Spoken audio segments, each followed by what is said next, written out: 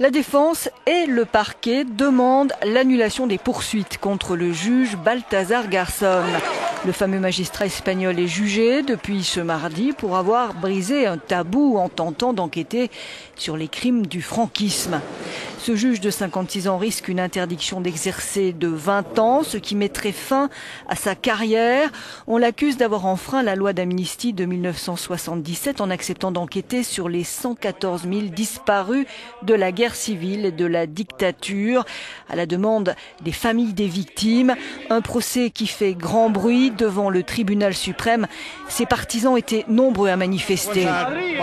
C'est une honte face au reste du monde pour l'Espagne qu'on demande des comptes à un juge qui a enquêté ici sur des crimes contre l'humanité. Ça n'est pas arrivé dans d'autres endroits, en France, en Amérique latine, au Guatemala, en Argentine. C'est une honte pour notre pays et notre système démocratique, dit cet homme. Le juge est soutenu par Amnesty International, Human Rights Watch et l'International Commission of Jurists, qui ont envoyé des observateurs au procès.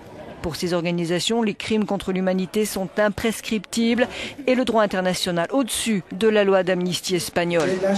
Les charges ont été déposées par les associations d'extrême droite Main Propre et Liberté et Identité. Pour Miguel Bernal, le président de Main Propre, c'est clair. Garzón ne peut pas se présenter devant l'opinion publique nationale et internationale comme une victime. Il est seulement victime de sa propre attitude qui l'a conduit à la barre des accusés, dit-il.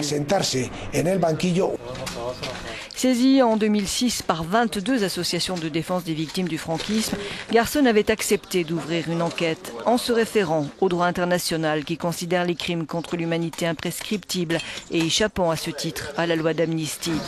Or, en 2008, il a dû renoncer face à l'opposition du parquet qui dénonçait le risque d'une inquisition incompatible avec l'état de droit.